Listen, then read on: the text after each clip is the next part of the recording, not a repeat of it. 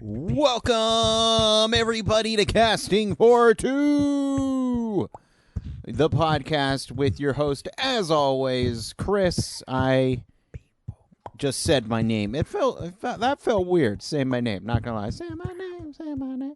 Anyway, welcome everybody to episode number 154 for all those people who don't speak dummy. I'm fluent in it. Some would say it's my first language. Welcome, everybody, to the podcast. I have an exciting guest, a great guest for you guys today. As always, I would like to point out my Twitter and Instagram, both at Casting for Two.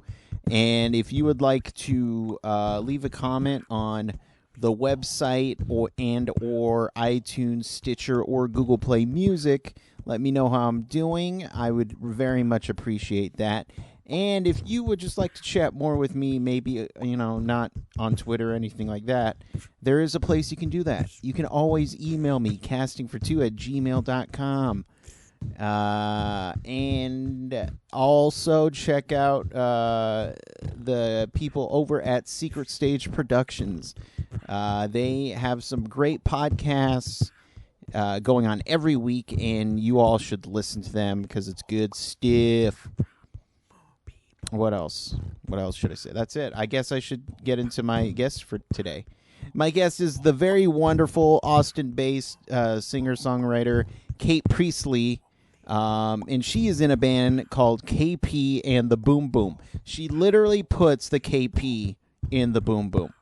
And we had a great chat, very soulful music, jazzy, and I love different styles of music, and for sure this is a great mix of genres, and I recommend everyone check it out. But for now, let's sit back, relax, and Chris, cue the music, please.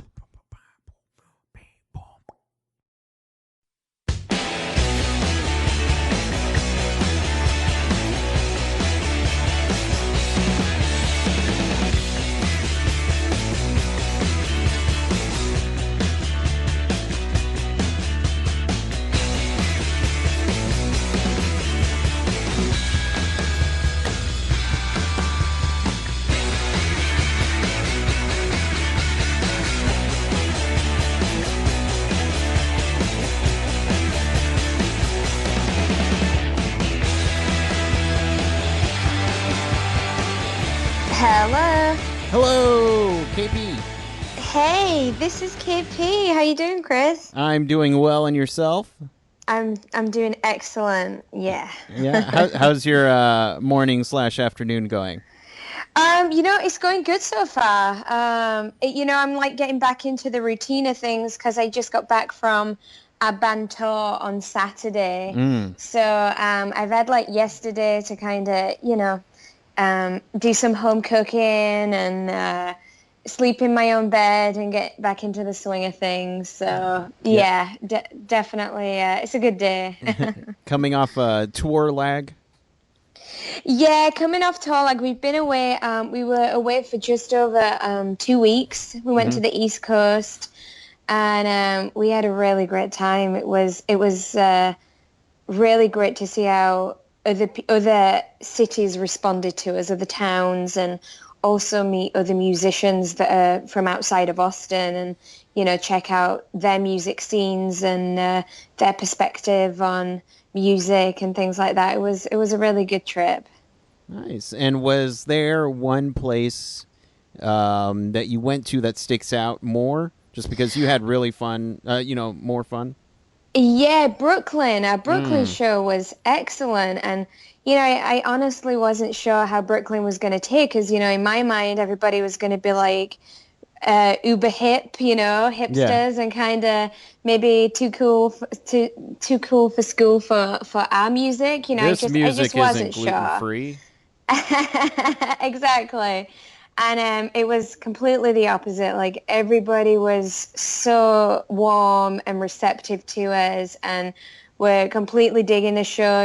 We won them over, which, you have to do when you're a new band, and you can see everybody's faces for the first two songs. Like, do I like this? Do I, And then he went with us on the journey, and we had such a fantastic time. The venue was awesome as well, and very supportive of us coming in from out of town. And that for sure was the most memorable show. Right on, right on. And so, when did you know that music was something that you wanted to do? More seriously, when I was backpacking. So after college, I saved up money for 2 years, and then I went traveling around the world. And when I was in India, I met a music teacher. I didn't know he was a music teacher at the time in like a little cafe in McLeod Ganj, which is like the northwest of India. Mm. And he said to me, "Are you a singer?" And I was like washing my hands. It was like I was just coming out of the bathroom. So I'm like, who is this crazy guy like trying to talk to me while I'm washing my hands?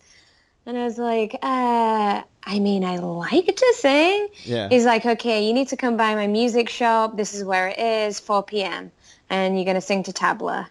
I'm like, well, can you give me like some songs? Like, what am I going to sing to? I need to learn some lyrics. He's like, no, whatever comes out, improvise. So that's what I did. I had no idea what to expect, whether this guy was, um, really a music teacher and, Right. should I really go to where he was telling me to meet him at 4 p.m.? But I was curious and I went and it was fantastic. Like it was exactly as he said. I sang along to tabla and we jammed out for like an hour and he was like, you need music lessons. And I was like, well, it's kind of not in my budget right now. I wasn't planning on doing that. I said, it doesn't matter. I'm going to give you them for free. Just remember me when you're famous. And I was like, whoa. So that was the seed. He planted the seed for sure. And I ended up doing a few gigs with him after that. He invited me to sing with him on some of his shows, which was more like classical Indian music. But then, he let me sing over his music. And then after that, I went to South America and bought a guitar and started to learn to play music. And that's how I eventually came to Austin, just through meeting people that on my travels that then invited me to Austin, where I met the band. Oh, great. I'm glad it worked out for you. Yeah. It sounds like it could have been, the new Taken movie. Yeah. It could have been bad, but I mean, the town was like super friendly. Oh, So okay. where he was asking me to meet him was on like a main street anyway. So, I knew as soon as I got in there and saw the instruments everywhere that, he wasn't gonna do anything. And so are your parents musical? My parents are not, but I grew up listening to a lot of music, Mm. but it was very varied, like we would listen to Elvis and then my Mm. mum would listen to, the Pet Shop Boys, Mariah Carey, Olita Adams, and I'm trying to think, Neil Diamond. So I grew Yes. up with all kinds of different stuff.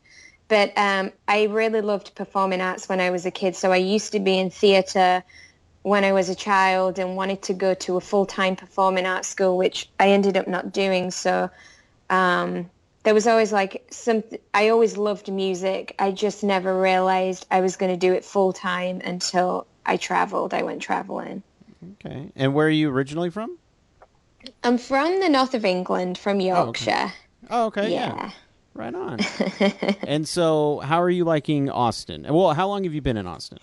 I've been in Austin over 6 years Oh, now, okay. All right. and yeah, I love it here. I always felt after I backpacked, um, I was maybe going to struggle trying to find a place that accommodated my free-spirited kind of hippiness with, also reality and being grounded as well. So I think that it's the perfect balance in Austin. It's a great city. There's a lot of creative people here, musicians. You have a conservative side to Austin, but you also have a very liberal side to Austin. It's really outdoorsy. And I just think for my personality, it's a really good way of life here for sure. And I think for now, it's been a really good 6 years. Yeah. Yeah, no, whenever people ask me about Austin, I tell people it's the most non-Texas city you'll go to. It definitely is the most non-Texas city. Right, right. I mean, you have, the political people just simply because it's the capital. Yeah, If you took yeah. that out, it probably would be a lot more chill.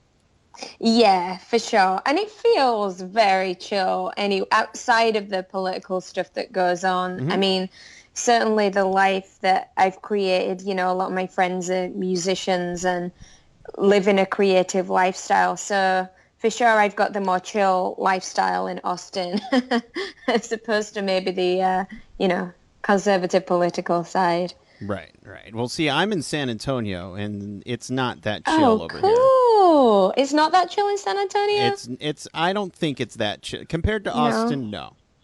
Oh, yeah. Yeah. So I completely know what you're talking about. Yeah. And so when do you meet the Boom Boom? So when I was in Guatemala, I sang an open mic night and two American guys, musicians, heard me. So we formed a band together for like a month on Lake Atitlan. That's where we were based. And then I kept in contact with them the next year. We kind of went our separate ways. They went back to the US and I went back to the UK. And they invited me to Austin for the summer. And they were like, we should have a band. It'll be loads of fun, just a very casual thing, come on vacation. So that's what I did. And they were friends with one of the teachers at UT in Mm. the music department. And one of their students, Brian, what they recommended Brian as being a really good guitarist for, our like band that we were setting up for the summer in a non-serious way at the time. So Brian is still our guitarist. He was part of the Boom Boom and he ended up living with the drummer and the bassist. And they also went to school with Carolyn, who is our keys player and percussionist. So it all formed really quickly and very organically. And the two guys I had originally met in Guatemala were only in Austin for the summer. So Mm. once they left, we stayed together and we were like, should we do this seriously? Like, should we actually pursue this as a serious thing and write, original music? And we decided to do it. So we've been together 6 years now. Okay. And so when you have multiple people, how do you find the style of what you're gonna do? What kind of music you guys are gonna do? Um, well, our sound is progressive neo soul, and it's definitely been a journey to get us to, be able to finally define our sound and the description of us. I think, when we first came together, we were all from like very varied musical backgrounds. The kind of music that we listened to, there was some crossover, but there was a lot of differences as well. So I think for the 6 years, we've definitely been on a musical journey and had a lot of growth as well, trying to figure out or just try to solidify our sound and make it more cohesive. I think when we first got together, um, you could hear all the different musical genres, but it wasn't streamlined. Hmm. So we had to really think about that and think about the feedback we were having that, there was really good elements, but we also sounded like very jammy and like a jam band. And we want to be loose and open to creativity, but we didn't want to be defined by that, that label.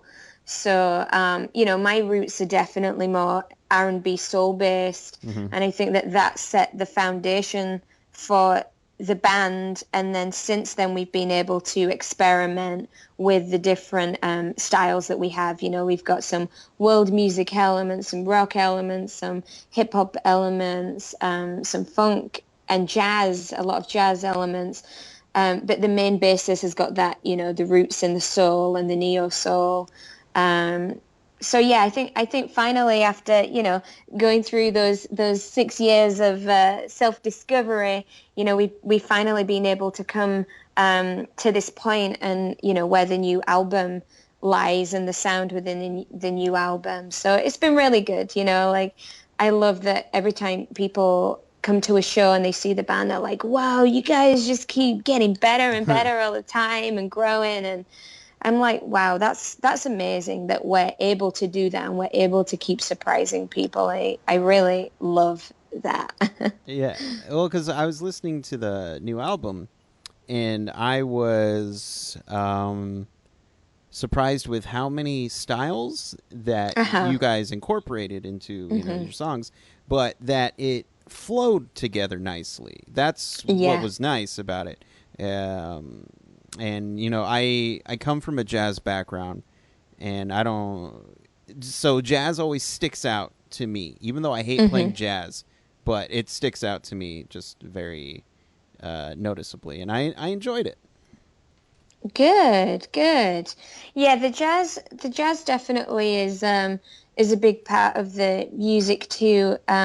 It's been very interesting in, the feedback while we've been on tour. We've had a lot of people say that we sound like Hiatus Coyote Hmm. or Snacky Puppy with like, Lila Hathaway or like a female vocalist. So it's been really cool. There was a woman that we were speaking to, a really great singer-songwriter in Nashville called Kira Hooks. And she was like, I love your sound. She's like, I've been listening to a lot of this kind of style recently. And I think, you know, for a long time we were wondering, how do we define our sound, because it's so varied. There's not really anything that sounds like us. And then I feel like with Hiatus Coyote coming out and having the success that they've had, it's allowed us to be able to look at them and see, well, yeah, they're doing something very similar to us and they're having success doing it. You can't really put your finger on their genre specifically, but people are really gravitating towards it. So I feel like, it's the right time for us, and a lot of people were hearing that in our sound and referencing that, um, Hiatus Coyote and that kind of movement that's coming out. So I'm really excited about the future. Having a band like that is genre bending, and also being, labeled within that, as a group that's got not exactly the same kind of sound, but a sound that would be grouped with Hiatus Coyote. Right on. And so I feel like we should talk about the new album. Yeah, let's do that. Or not. You know what? No, there's no time. Let's. When does so you have this new album, The Brave, coming out? When is Yeah. it coming out? Well, we have a pre-album release in Austin on September 16th at the Hmm. Scoot Inn. But our official release has not been fully decided yet. It's probably going to be October time, and that's when it will finally be released on like the, music digital platforms, Hmm. um, and things like that. Yeah. Okay, cool. So And early fall is when, the official release will be. But our big party will be September 16th in at the Scoot Inn. there we go. There we go. And so when you guys are writing the new album, was there? I love asking musicians this question. Was there one song in particular that was harder to crack, whether it was lyrically or with the music? Um, I would probably say the one that was kind of hardest to crack was probably Breathe In. Hmm. And that was more to do with, the song was written about one of our friends that had cancer, and she was a musician as well, Esther Levon, and unfortunately she passed away last year. But when I was writing the song, I was actually looking after her with my husband. A lot of our friends were helping with her care. And so when I wrote that song, it was very personal to me. So it was really hard for me to, give it to the band and let them expand on, that particular song. Right. So I think that was the hardest one for us. Whereas all the other songs were, like a big collaboration between all of us. I think with that song, I really had a particular vision for that song, and it took it took longer than the others to work out with the band, and I think that was more to do with me and the idea that I wanted, and I wanted it to be more stripped down, and that was something that the guys weren't used to either, because normally everybody our music's more like full power, and that was a song that I wanted to be more tender and soft. Mm-hmm. So it was kind of taking everybody, I think, out of our comfort zones and trying to experiment with something else, but a song that was like very meaningful and very deep. Okay. And now for the opposite, is there one song on the album that you enjoy performing in front of people that you're like, you know what, we're gonna get them right now? Oh man, there's quite a few different ones. I would say, you know, Progression Now. I love the energy on that Mm-hmm. one, and when we play that as a band, and the message of the song is so positive, and it came together like very easily, that song. So absolutely love that one. I love the title of the album, The Brave, and that particular single, what it represents, what it's about, and I love the laid back, R&B groove to that one. And also Little Persuasions. Mm-hmm. We play it differently live, and people just love it. They go wild for that one. And we do a really big build up for that one in our live show. And that one also is great. And I can see people, because it's like an irregular beat that we rhythm that we play that one in, and so I just love people's reaction to it. You've got like real music fans and music geeks that are counting it out, and then you've got other people like, whoa, what is this, and we're kind of like messing with them, while they're figuring it out, but they're so intrigued by the song too. And yeah, there's a lot of good ones that I love performing. I would say those three as well, for sure. I love. Right on. And so, for the people out there in the world who would love to keep in touch with what you guys do, or when you guys release the album, they can get it. Where can they do all that?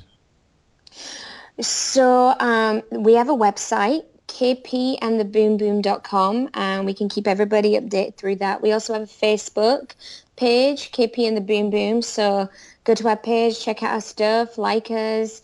We have an Instagram and Twitter, which tag is KP Boom Boom. Mm-hmm. So just take out the and there, and you've got the the tag. And let me think, that's the main platforms that you're gonna find everything. We update our website with all our shows and new posts. The same with Facebook. The same with all our social media platforms, for sure. And right now, I mean, we just came off tour, and we're heavily promoting since I got back today. That's the thing that we've now got to start concentrating on, is our album release on September 16th at the Scoot Inn. It's going to be on the outside stage, and Zeely will be opening for us, and DJ Boom Baptist spinning some 90s R&B hip hop, and we also have guest appearances from Jackie Benson, Megs Kelly from Magna Carta. They're a great band in town, and some others to be announced as well. So we're really looking forward to that. And if you like our music and are in the Austin area, then definitely would recommend coming out and for our pre-album release and checking out that. It'll be a good night for sure. There you go. And now, I guess before I let you go, I gotta ask you. Uh-huh. Texas is very proud of the foods that they do. The And food? the food. Texas is a very food proud state. For sure. And since you've been here for a while, what are your thoughts on? Have you been to Whataburger? I have been to Whataburger. When I first came here, I tried out some of the some of the fast food places. But if I do fast food now, I just go to Pete's. Okay, yeah, yeah. But is Whataburger a Texas chain? It is. Yeah, Huh, okay, I didn't know that. it's based in Corpus Christi, Okay. and it was voted the #1 fast food burger place in America. It beat out In Oh, and Out. wow. Yes. Wow. So that's I had yeah. no idea. Yeah, then so whenever my friends come to town, it's like that's where we're going. That's what we do. Pete Terry's isn't bad though. Yeah, Pete's is good. It's a good staple. I like that they, locally source some of their stuff and their meat's grass fed. I Yeah. definitely like to um pay attention to my health as well. So if I want a treat, I'll go Pete's. Right. And speaking of treats, have you hit up the Voodoo Donuts? I did. Yeah. I did. The day we actually opened for Snoop Dogg in October last year at Uh-huh. ACL Moody Theatre, and the next day I was like, I feel like a rock star. I'm gonna go to Voodoo Donuts, There we go. and I did. I got a big box of donuts, and it was great. There we go. So for your album release show, if everybody wants to bring the band Voodoo Donuts, go right ahead. Yeah, go right ahead for sure. Well, KP, thank you so much for chatting with me, and for sure keep making all the great music that you do, and I will keep listening. Thank you so much, Chris. Thanks for interviewing me, and I'm glad you were digging the album. And yeah, please, everyone listening, check out KP and the Boom Boom. There we go. And you have a wonderful day, and keep relaxing, okay? Thank you. You too, Chris. All right. Bye-bye. Thanks. Bye.